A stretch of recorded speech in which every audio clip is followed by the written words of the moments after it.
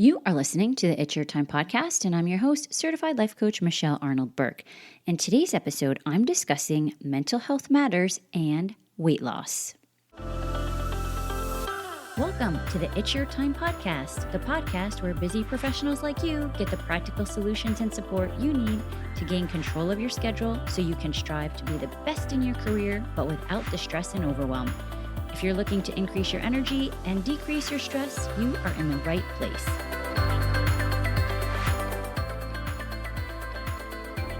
Hello. Welcome back to the podcast, friends. Okay, here we are, heading into Memorial Day weekend, and I would be remiss if I did not say that we honor those who have died so that we can do things like this. Something that we should appreciate and be grateful for every day. I think a lot of times we talk about barbecues and summer starting, but it's really important to just take a moment to think about all of the folks who have allowed us to do this thing we call life. And with that, I thought that I would talk about some of the freedoms that we have specifically around weight loss today. I know. You might be thinking, freedom, weight loss. Weight loss does not feel very freeing. I get it.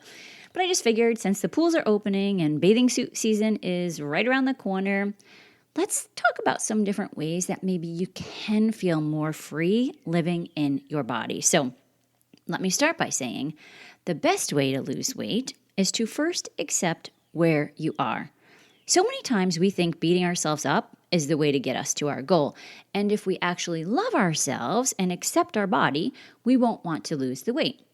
And maybe that's true. Maybe you start loving and accepting yourself, and that's that. But more frequently, what happens is you start loving yourself and you start taking better care of yourself. You're more intentional with what you are putting in your body. You're more intentional with paying attention to how you feel when you eat certain things. And I will tell you, one of the most important things when losing weight is to know what you are thinking about. I know. The diet industry will tell you it's counting macros, it's counting carbs, it's counting points, it's counting calories. It's to be a vegan. It's to eat a plant-based diet. It's to be a carnivore. Are you kidding me? If it was just that simple, pick a box and go for it, we wouldn't have the obesity epidemic that we currently do, right? It's not just one simple trick. But I have a caveat with that. If you think that what it is you are doing is going to be the trick for you, whatever the latest fad is, and you truly believe that is the answer, it might be until you no longer believe it. And I say that because there's been some super interesting research done by Aaliyah Crum. Aaliyah, who actually goes by Allie most often, is an American psychologist who is the principal investigator of the Stanford Mind and Body Lab. Crum researches how mindsets affect human behavior as well as physical and mental health outcomes. She is a graduate of Harvard University and her PhD is from Yale. So I think it's fair to say she knows a thing or two. Now, listen to one of her studies, which is to my point that maybe one of the diets will work when you believe it will. In the past, I've talked about the importance of insulin and hormones in weight loss, specifically leptin and ghrelin. Now, leptin helps to regulate energy balance by inhibiting hunger, and ghrelin stimulates the secretion of growth hormone from the pituitary gland and increases appetite. I have a whole other podcast on this if you want to just go back and search. I think it's just simply called Weight Loss. And as a side note, a really good book. It's kind of sciencey, some may say, if that's a word, but it is called The Obesity Code by Dr. Jason Fung, and he really goes into details around the idea of the importance of insulin. But let's get back to the research of Allie Crum. The objective was to test whether physiological satiation as measured by the gut peptide ghrelin may vary depending on the mindset in which one approaches consumption of food. Now, the methods consisted of, on 2 separate occasions, participants consumed a 380-calorie milkshake under the pretense that it was either a 620-calorie indulgent shake or a 140-calorie sensible shake. Ghrelin was then measured via intravenous blood samples at 3 time points. So baseline was 20 minutes, anticipatory was 60 minutes, and post-consumption was 90 minutes. So between 20 and 60 minutes, participants were asked to view and rate the misleading label of the shake. During the second interval, so that would be between 60 and 90 minutes, participants were asked to drink and rate the milkshake. And the results? The mindset of the indulgence produced a dramatically steeper decline in ghrelin after consuming the shake, whereas the mindset of sensibility produced a relatively flat ghrelin response. So basically, participants' satiety was consistent with what they believed they were consuming rather than the actual nutritional value of what they consumed. So the conclusion was that the effect of food consumption on ghrelin may psychologically be mediated, and mindset meaningfully affects physiological responses to food. It's crazy, right? So mindset, my friends, is important. And honestly, we don't need a physiological study on this. Think about how you talk about food. Most of our society has the mindset that, for example, dessert is good and vegetables, not so much. What if we did think that vegetables, food in general that are of high nutritional value, were also tasty? Think about what we do to kids. We force them to eat their dinner before they get dessert, right? As if the dessert is the prize and the dinner is the torture. So if you're looking to lose those last couple of pounds first, what do you want to think?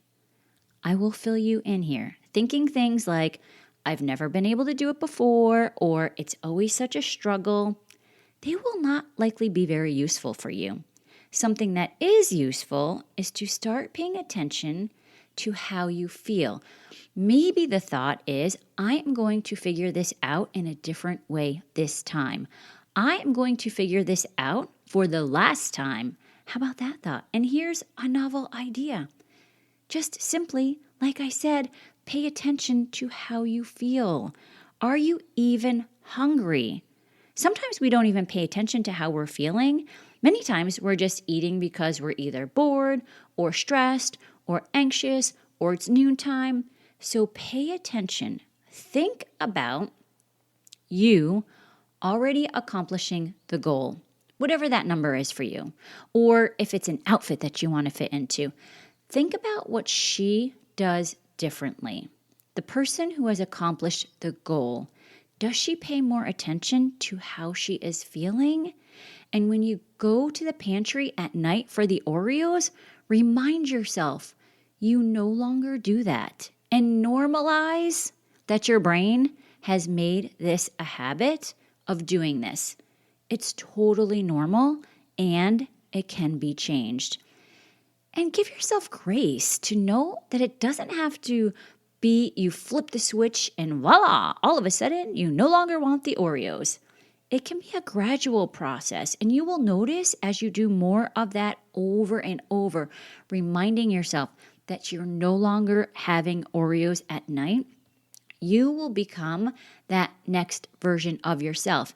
And you will find that one day you just no longer even think that you need to have that snack at night. So for example, if you know that you like to grab a glass of wine when you start cooking dinner, think about or visualize coming home. What might you do instead? Can you grab a glass of sparkling water or club soda with maybe a lemon in a wine glass, for example? Here's a great tool for both drinking and eating. Plan in advance. So 24 hours in advance, plan how many glasses of wine do you want?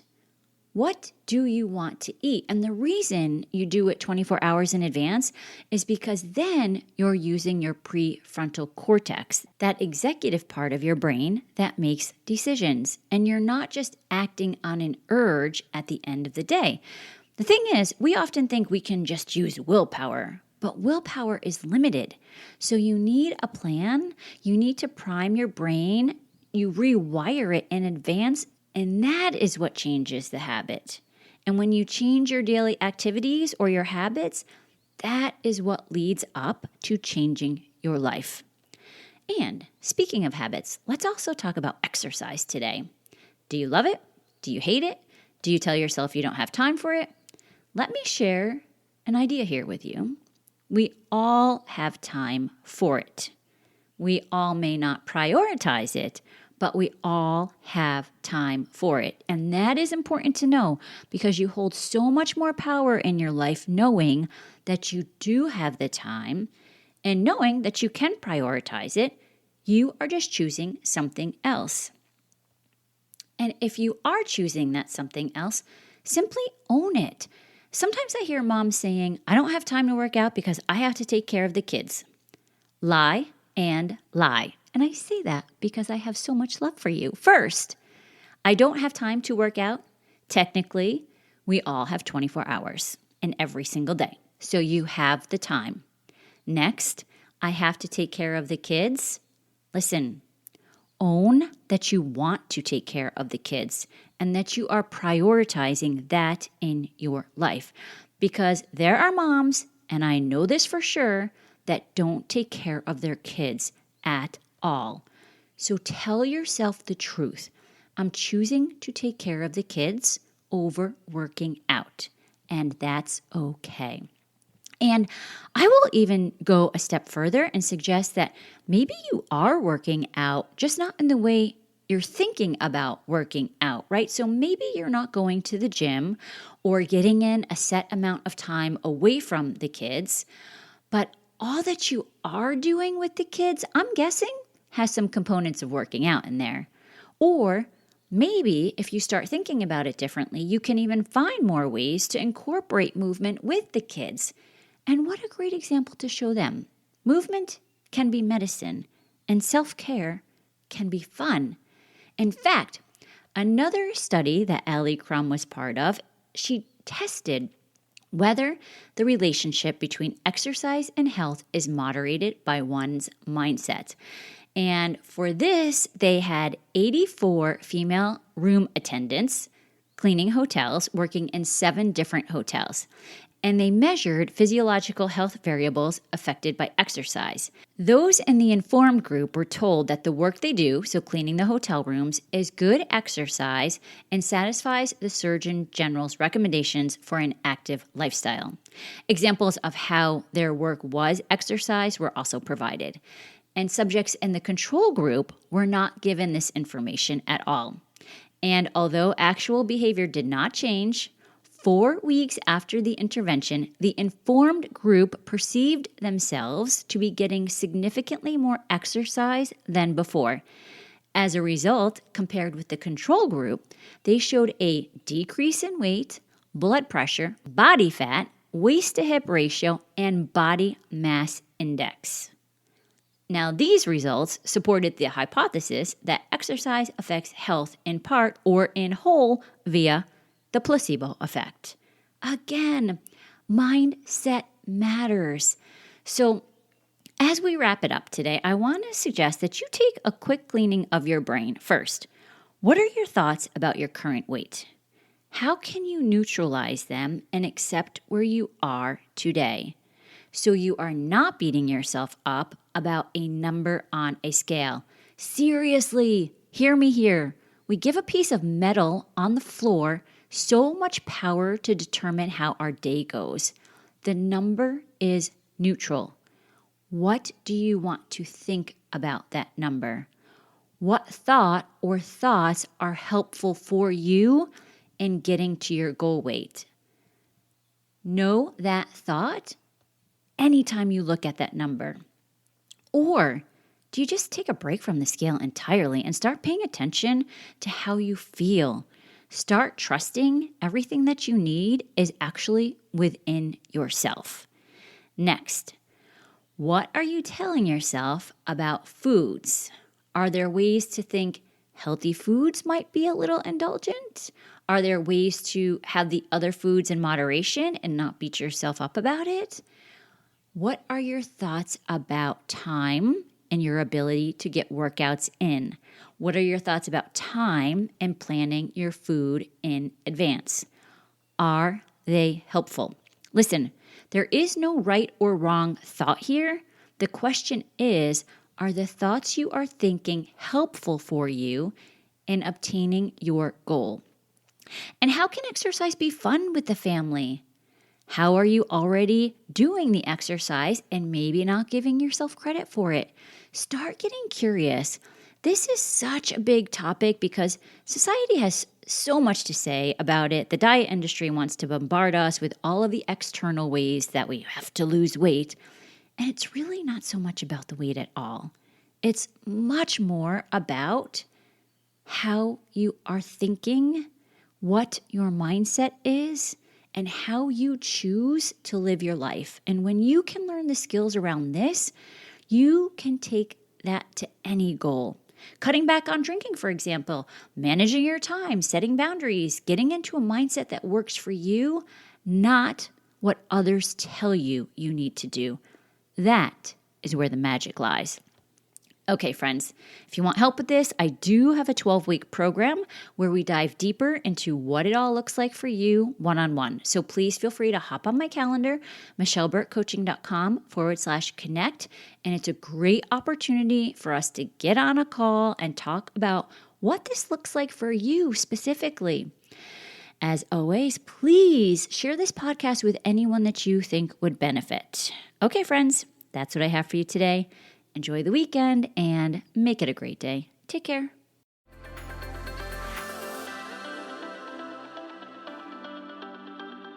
Did you know you can take this work to a deeper level with me one-on-one?